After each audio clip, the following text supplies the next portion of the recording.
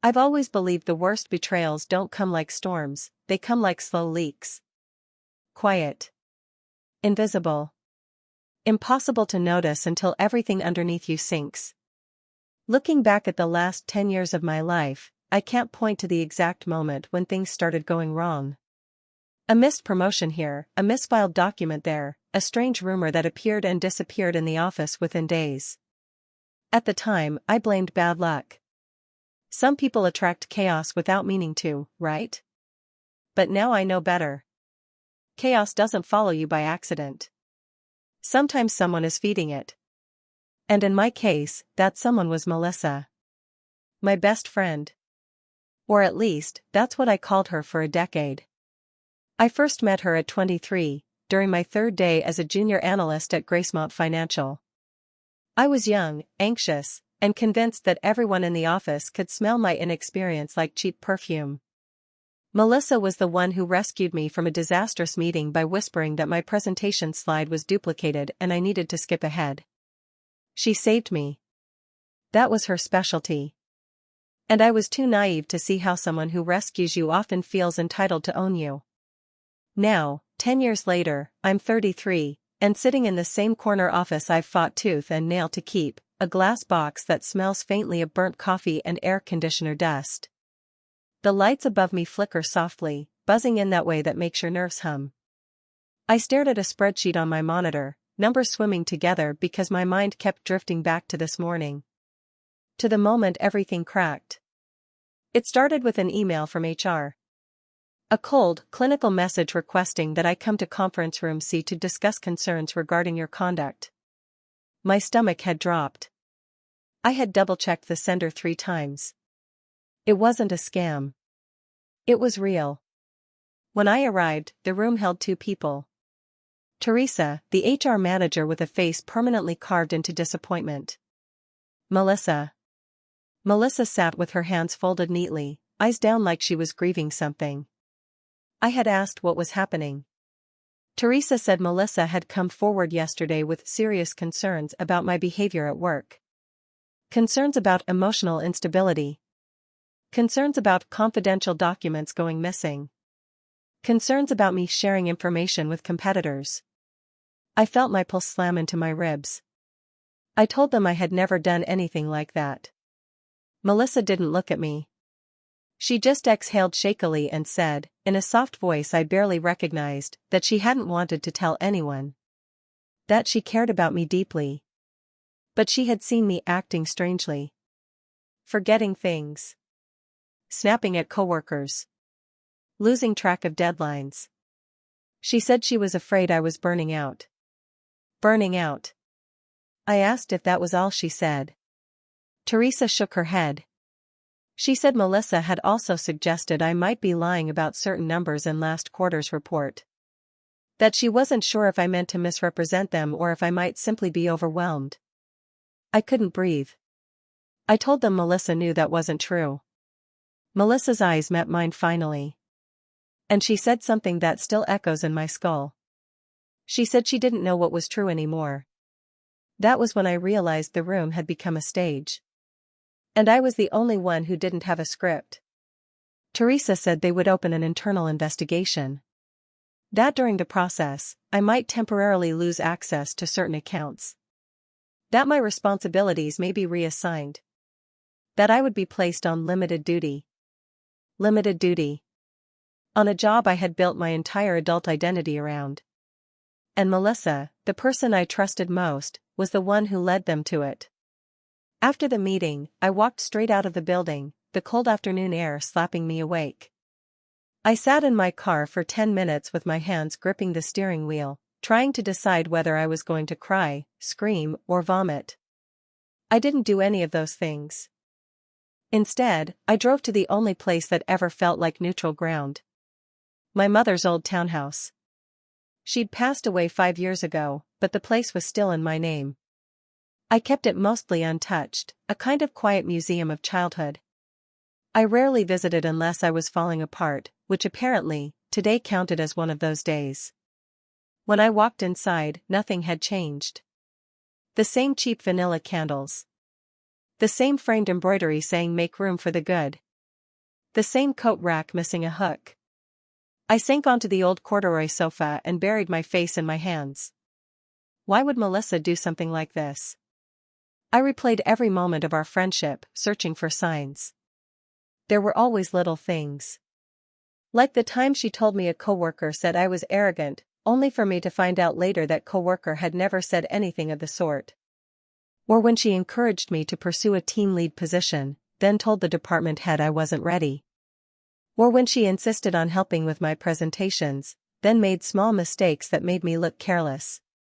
At the time, I thought she was stressed. Or overwhelmed. Or that I was reading too much into coincidences. But coincidences don't send you to HR. Someone does. I stared at the ceiling, trying to breathe. Then something strange happened. My phone buzzed. A message from Melissa. I'm sorry. Please don't hate me.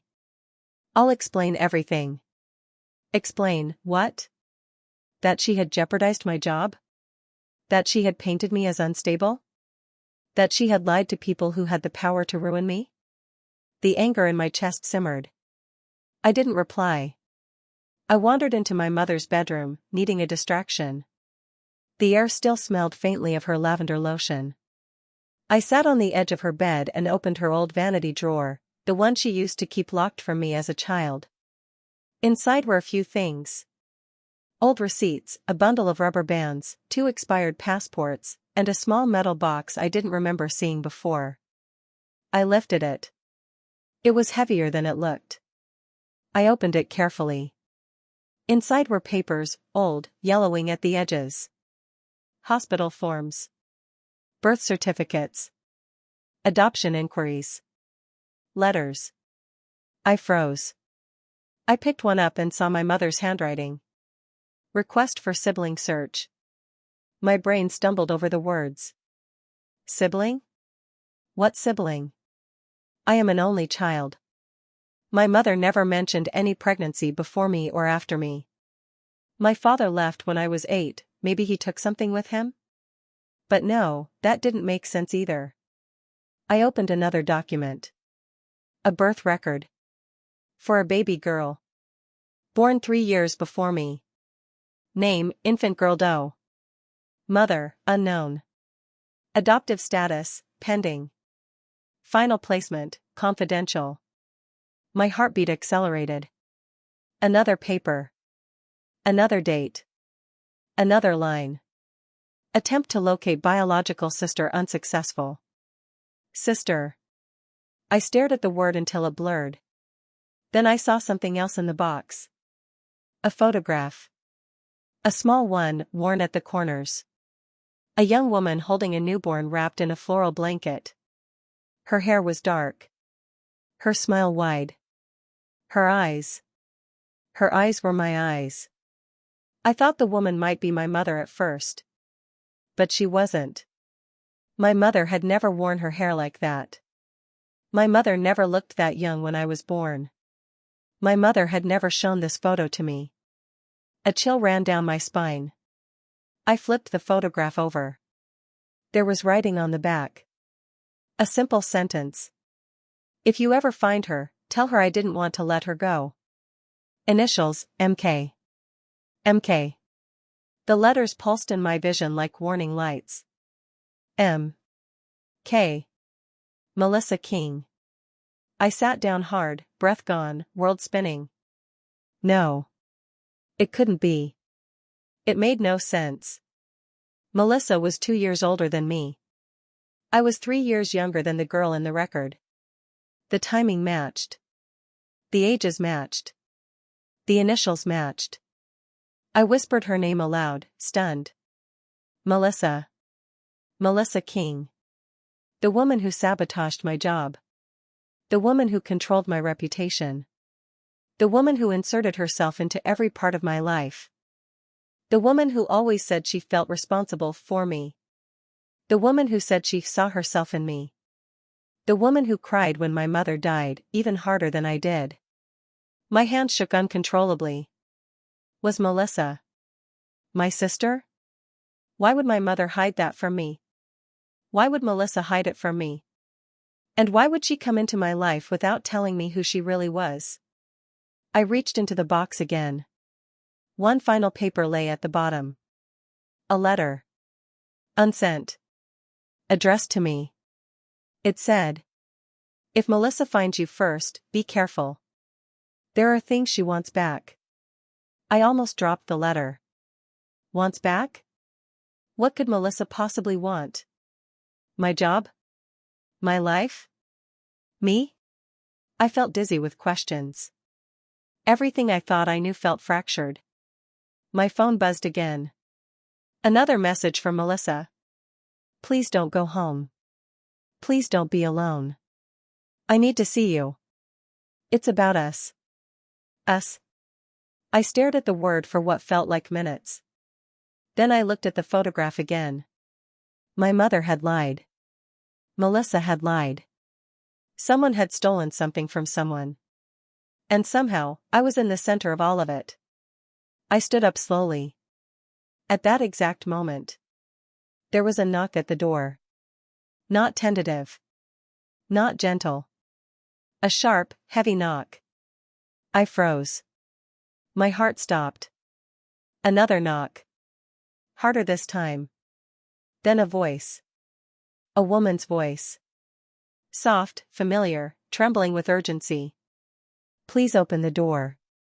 We need to talk." Melissa. My sister. Standing on the other side. For a moment I just stared at the door, my pulse thudding loudly enough that I was sure Melissa could hear it through the wood. My first instinct was to stay completely still and pretend I wasn't home. My second instinct was to open the door and throw the photograph in her face. Neither option felt safe. She knocked again, faster this time. She said she knew I was inside, that she had seen my car out front. Her voice had that mix of concern and authority she always used when she wanted to handle me. I slipped the papers and photograph back into the metal box, closed it, and shoved it under my mother's bed.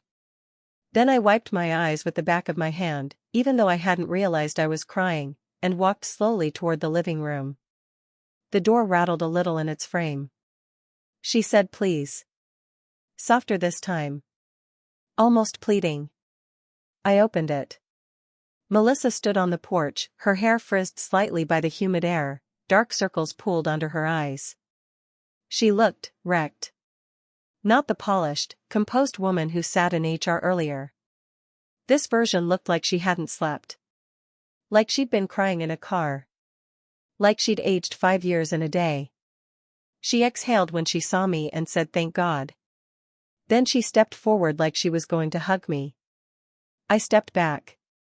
Her arms dropped to her sides. She noticed immediately. Something flickered across her face, hurt, then defensiveness, then something I couldn't name. She asked if she could come in. I hesitated. Then I moved aside. If my mother trusted her enough to warn me about her, then not hearing her out would be like turning away from a train crash you could have stopped. She walked in slowly, like the house might reject her, and glanced around with a strange familiarity I hadn't noticed before. Her eyes lingered on the family photos, the old couch, the crooked curtain rod. She said softly that she hadn't been here in a long time. That made me pause. I asked when she had been here before. She said she would explain. We sat in the living room, her on the armchair, me on the edge of the couch like I was ready to run. Light from the window fell across her face in pale stripes, emphasizing the strain around her mouth. She took a deep breath and said she knew I was angry, that I had every right to be. She said HR got involved before she was ready. That what happened at the office this morning wasn't how she wanted things to go. I laughed once, disbelieving. I asked her how exactly she had wanted things to go. Quiet destruction? A slow firing? Me leaving on my own, thinking it was my idea? She winced. She said she hadn't reported me out of malice. She said she was trying to protect me. She said she'd noticed things for months, my long hours, my shaking hands, the way I stared at my screen like I was somewhere else entirely. She said she'd found mistakes in my reports that didn't feel like me. I snapped that everyone makes mistakes, especially when their workload has been quietly doubled because their best friend keeps volunteering them for extra projects. Her lips parted.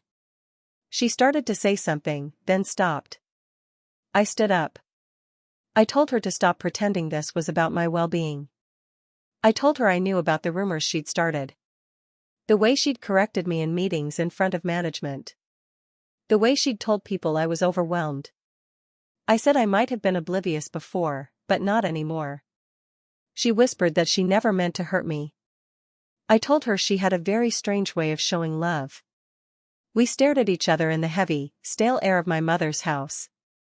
The clock on the wall ticked too loudly. Then I decided to push.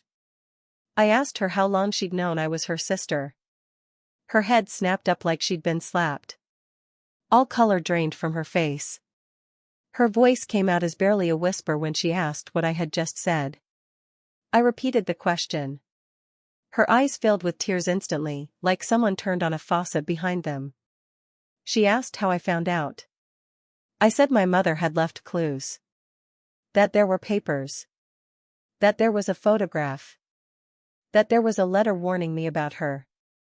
She closed her eyes, breathing hard, like she'd been waiting years for this moment and hated that it had finally arrived. She whispered that she had hoped to be the one to tell me. She said she'd planned to explain it in a way that made sense, in a way that didn't make our mother sound like a villain, in a way that didn't make her sound like a monster. I asked her how else it was supposed to sound.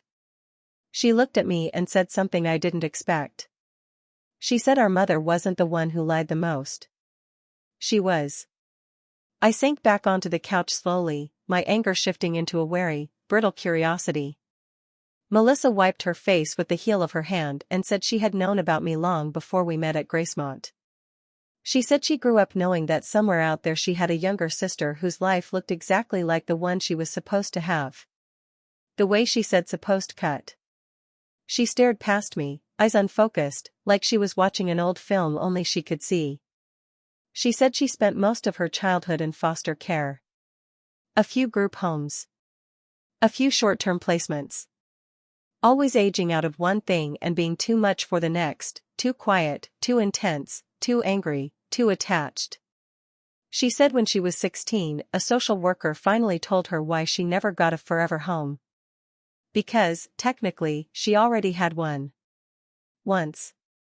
She said the social worker showed her a redacted file, a partial record of a baby girl born 3 years after her.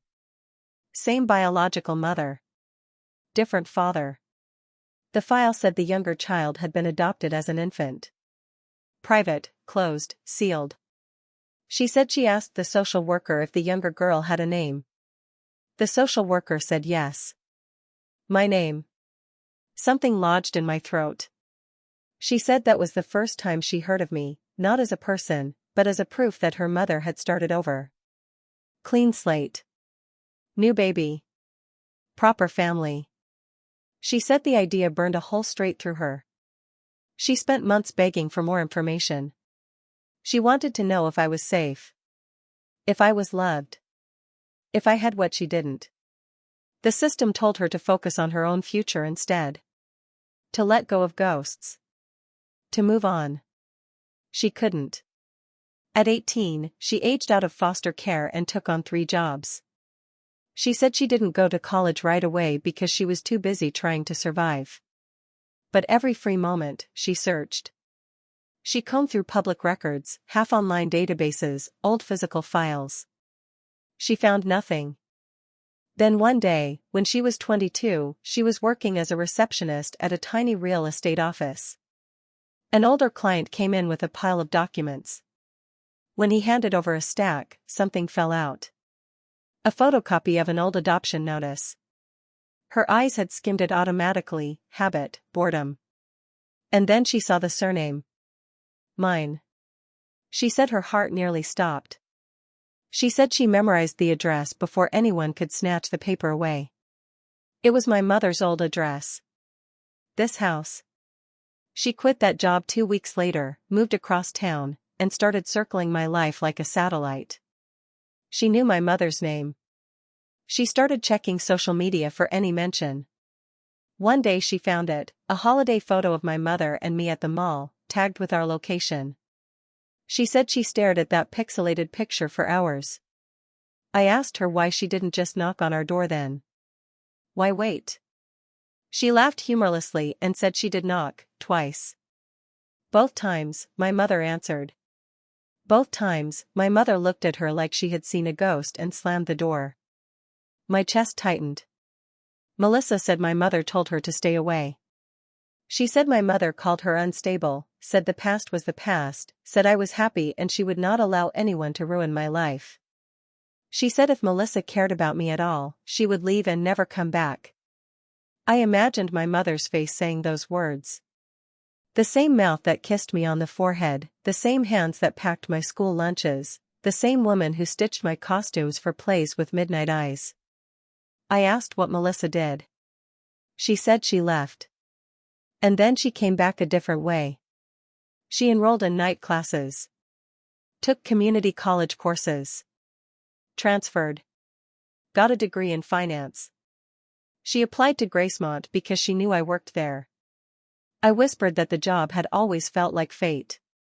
Like we'd met by random luck. Two women the same age, same ambition, same dry humor. I said I'd thought it was a miracle. She said it was not a miracle. It was a plan. She said when she saw me that first day in the conference room, she felt like the world split in two.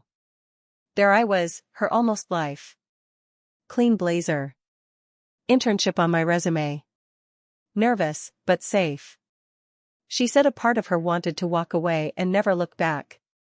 Another part wanted to shake me and ask if I understood how lucky I was. Instead, she saved me from embarrassment. She said being my friend was the only way she could stay close without my mother kicking her out again.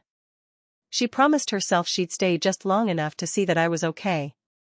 That I was loved. That my life wasn't the fairy tale she'd built in her head. But the longer she stayed, the harder it became to leave. I asked her if she ever planned to tell me. She said yes. Then no. Then yes again. She said every time she was about to tell me, something stopped her. The way I talked about my mother like she was a saint. The way I described my childhood as lonely but stable. The way I thanked Melissa for being the first person to make work feel safe. She said she didn't want to destroy that. So instead, she started testing. Testing me. Testing my mother's warning. Testing how much I could lose before I broke. My stomach turned. I asked her what she meant. She hugged herself, nails digging into her sleeves. She said somewhere along the way, the lines blurred. She started comparing everything, my career to hers, my relationships to hers, my opportunities to hers. She said she was happy for me, but also bitter, and that those two feelings can coexist in a person in a way that rots them from the inside. She said the first time she accidentally corrected me in front of our boss, she wanted to see if I would stand up for myself. If the pedestal she'd built for me was real or just imagined. When I laughed it off and apologized, she felt vindicated and disgusted at the same time. So she kept pushing. Little errors here and there. Quiet questions about my memory. Jokes about me being scattered. Subtle rewrites of conversations when she repeated them to others. She admitted, in a voice barely louder than a whisper, that she wasn't just trying to test me, she was trying to tilt the scale. To pull me a little closer to her level. To see what our lives would look like if I had to struggle too. It was ugly. And honest. I asked why, if she was so angry at my mother, she was taking it out on me. She said she didn't know how to be angry at someone she barely knew. It was easier to resent the living symbol of what she'd lost. The version of herself that got picked instead. She looked straight at me then. She said when our biological mother gave us up, she'd marked one of us as salvageable and one as expendable. One as restart and one as mistake. I flinched. Then she shook her head quickly and said that wasn't true, not really, not in any way that mattered.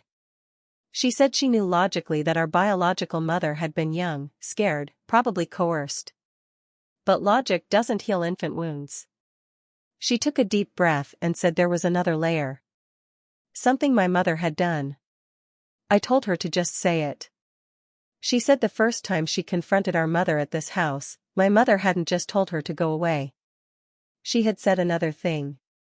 She had said I didn't need to know about her because the adoption papers were never supposed to exist. I frowned. Melissa said our mother had confessed that she hadn't adopted me the standard way.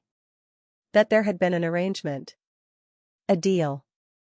A favor that involved someone in the system quietly ensuring my file disappeared from the searchable records. My chest tightened. I said that sounded illegal. She said yes. It was. And that meant if our mother's secret came out, she could lose everything. Her job. Her reputation. Maybe even me. So she doubled down. She barred Melissa from the house. She told her if she tried to contact me again, she'd call the police and have her charged with harassment.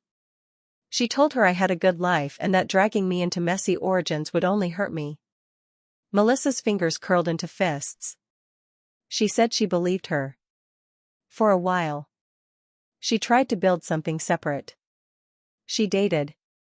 Worked. Went to therapy. Told herself she didn't need answers. But then, 3 years ago, something changed. She found a copy of a will. Belonging to a man named Arthur Kane, our biological grandfather. My head jerked up. I had never heard that name in my life. Melissa said the will listed 2 granddaughters by approximate age. One raised within the family. One lost to the system. The assets were modest but meaningful, a small house, some bonds, shares in a small printing business. The will specified that if both granddaughters could not be located, the estate would revert to the state. Melissa said when the lawyers tried to locate the lost granddaughter, they found nothing. Just a gap. A file that stopped existing. Because our mother had erased it. I felt cold all over. Melissa said when she realized that, something in her snapped. She said she had spent her entire life being told she was unwanted, while there had been a man, our grandfather, who had tried to leave something for both of us. And our mother had made sure I got none of it, because acknowledging it would expose what she'd done. I said quietly that I hadn't gotten it either. She nodded. That was the point. Our mother wasn't protecting me then. She was protecting herself. I pressed my fingers into the couch cushion, trying to anchor myself. I asked what that had to do with my job. With HR. With her quietly dismantling my reputation. Melissa's eyes filled with fresh tears. She said when our grandfather's estate went unresolved, one of the lawyers suggested that if either granddaughter came forward later with proof, they might still contest certain parts. They might be entitled to compensation, or at least closure. But to claim that, someone had to blow up the adoption secret. Someone had to admit that my mother had cut corners. That she'd gone around the system. That she might have committed fraud.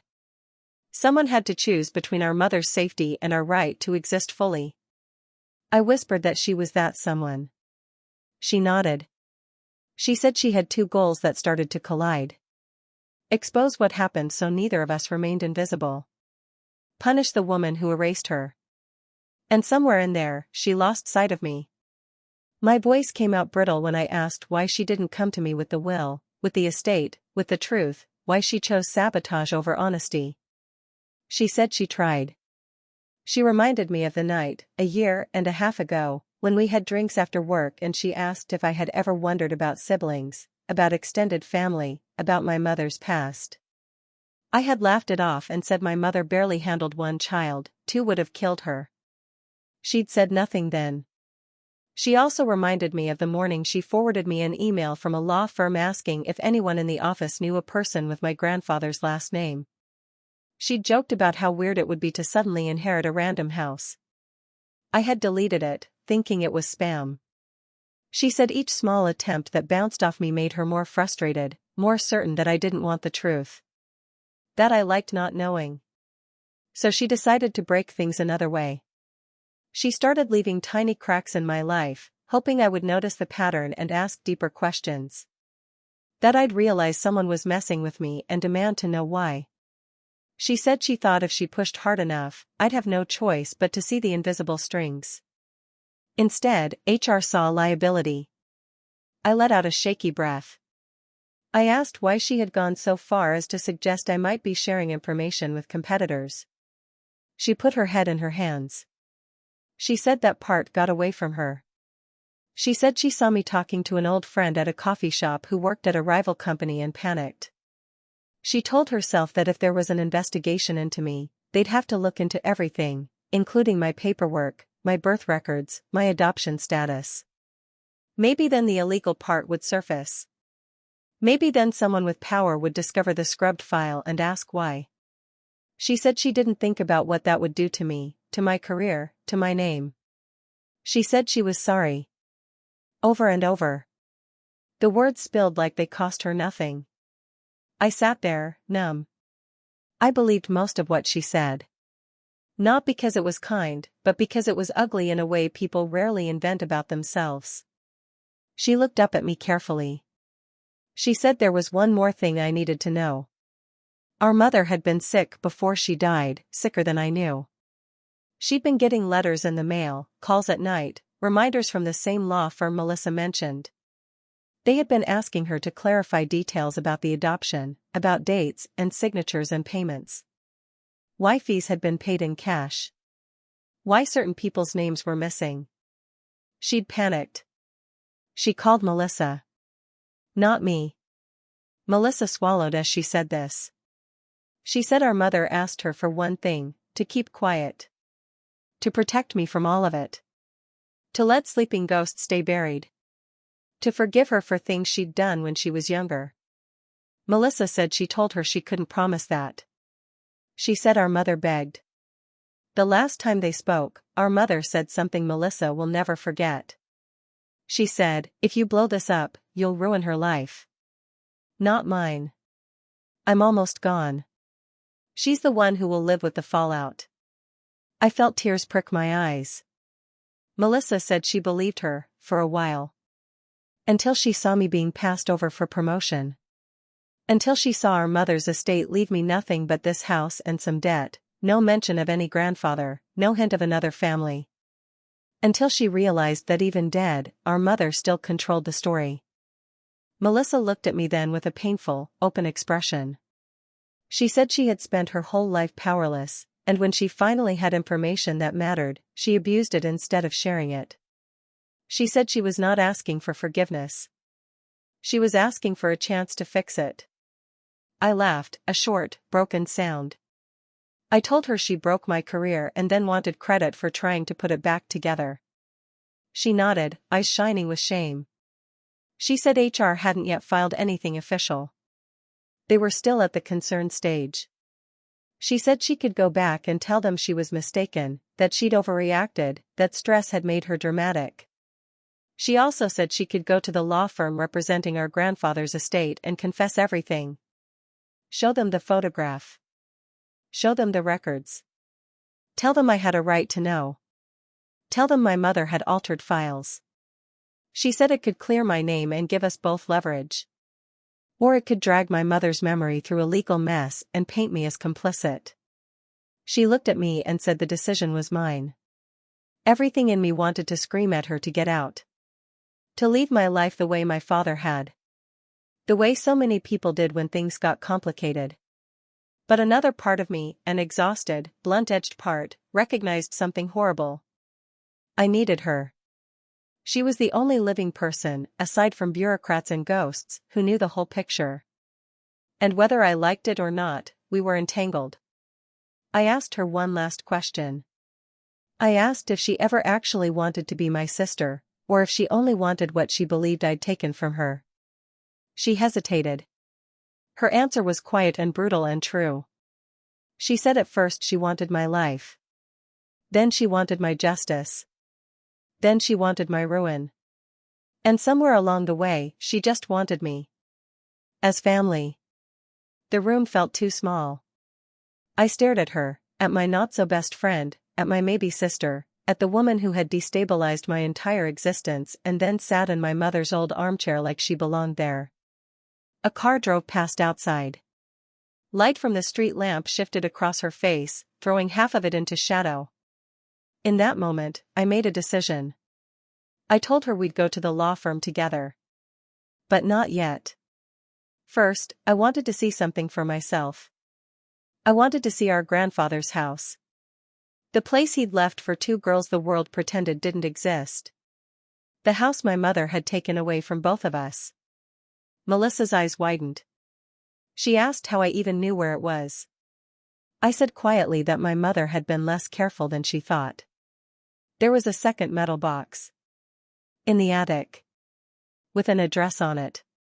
Her shoulders sagged, somewhere between relief and dread. She asked when I wanted to go. I looked at her, at my mother's old clock ticking on the wall, at the daylight fading outside. I said, now. Because the person who erased my past was dead. But the people still profiting from the erasure were very much alive. And I was done letting other people write my story for me. I didn't expect the house to still exist. Grandfathers are supposed to leave behind cozy things, quilts, fishing rods, a garage full of rusted tools. But this house didn't feel like a grandfather's house. It felt abandoned, like someone had stepped out 20 years ago and never returned. Melissa and I drove in silence. The streetlights flickered across her face, and every so often I caught glimpses of emotions I couldn't name: guilt, fear, hope, dread, sometimes all at once. My hand stayed tight around the steering wheel, knuckles pale. I didn't trust her. I didn't trust myself. And I didn't trust whatever truth waited for us in that house. The address was in one of the old, forgotten neighborhoods, rows of small, sagging homes with overgrown lawns and broken mailboxes. My grandfather's house stood at the end of the street, tucked between two larger trees, their branches hanging like tired shoulders. I parked in the cracked driveway. Melissa didn't move. She finally whispered that once we opened that door, things couldn't go back to how they were. I said things were never going back anyway. We stepped out into the cold night air. Every sound felt amplified: the crunch of gravel under our shoes, the faint hum of distant traffic, the soft rustling of leaves. When we reached the porch, Melissa hesitated again. She said she remembered this house. She said she'd been here once, years ago, as a child, with a foster family on Halloween. She said she didn't know then that the man who dropped candy into her bucket was her biological grandfather. Her voice trembled. She said he'd smiled at her. She said it felt like a memory she'd stolen from someone else. I swallowed hard and unlocked the door. Inside, the house smelled like old paper and dust. The furniture was still there, covered in white sheets. The curtains were drawn. It felt like a paused life. I flicked the light switch. Nothing. Melissa used her phone flashlight, the beam slicing through thick shadows. The living room walls were lined with framed pictures. Most held strangers. Some held familiar features: jawlines like mine, eyes like Melissa's, hair that matched neither my mother nor my father. We walked deeper into the house. My heart thudded. Every step felt like crossing a boundary I didn't know existed. We found the office at the end of the hallway. The door was half open. And someone had been there recently. Papers lay scattered on the floor. A desk drawer was open. Dust patterns had been disturbed. Melissa whispered that someone had beaten us here. I said there was only one person who would care enough to break into an abandoned house to erase history. Our mother. Dead or alive, her decision still reached into this place. Or someone else entirely. I walked around the desk, scanning the mess. Something glinted under a fallen stack of folders. I crouched and pulled out a metal tin, smaller than the one from my mother's house. It rattled when I shook it. Melissa knelt beside me. I opened the tin. Inside was a folded document. And a letter. The document was the real will. Not the one the lawyers had on file. Not the version Melissa had found incomplete. The original. It named two beneficiaries. Melissa Kane. Eleanor Kane. Eleanor. Eleanor Kane. My real name.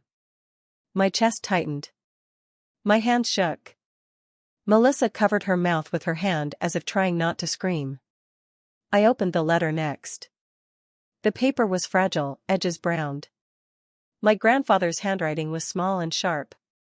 The letter wasn't addressed to me or Melissa. It was addressed to our mother. It said. He knew about both children. He knew she had taken the younger. He knew she didn't do it out of theft or cruelty, but out of fear that social services would split us up permanently. He wrote that he forgave her. He wrote that he respected her desperation. He wrote that he only wanted the girls to find each other someday. But then, the final line of the letter twisted everything. But if you hide the truth from both of them, I will leave everything to the elder girl alone. I stared at the words. So did Melissa. I whispered that if our mother had hidden my identity, if she never revealed the truth, then the will defaulted to Melissa. Everything. The house. The bonds. The shares.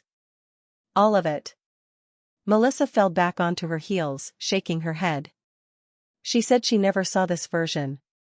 She said the document she found had been incomplete. She said she assumed my mother had erased everything to protect herself, not to change the inheritance. But she had changed it. Deliberately. I stood up too fast, the room spinning. I said our mother had hidden the truth not only because she was ashamed or because it was illegal, but because if she admitted she had concealed my origins, I would have no legal right to inherit anything from the Kane family. Melissa whispered that she didn't want any of it. She said she thought my mother had stolen her life. She said she thought she had been erased. But now. She covered her face and sobbed. She said my mother hadn't stolen my life. She had stolen Melissa's. Every opportunity. Every connection. Every financial foothold. And I got my life not instead of Melissa, but instead of the future our grandfather wanted both of us to have. The truth hit like a knife between ribs. My mother wasn't a savior. She wasn't a villain either. She was a desperate woman who made a choice and spent her entire life bearing the consequences. I leaned against the desk and tried to breathe. And then I noticed something else in the office. A second envelope. Unopened. Labeled with a name. For the daughter who comes looking. My hands trembled as I opened it. Inside was a photograph of two girls. Me as a toddler, perched on the knee of a woman whose face was burnt at the edges like someone had tried to destroy it. And Melissa as a small child leaning against the same woman. And a single line written in careful ink. I tried to keep you together. Forgive me for failing. Before I could process it, a floorboard creaked behind us. Both of us froze. A silhouette stood in the doorway. Tall. Still. Quiet. A man's voice said we shouldn't have opened anything. Not in this house. Not tonight. Melissa's breath hitched. My spine went rigid. He stepped forward into the thin beam of her flashlight. And I recognized him from photographs on the wall. Our uncle. The one who helped raise Melissa after she entered the system.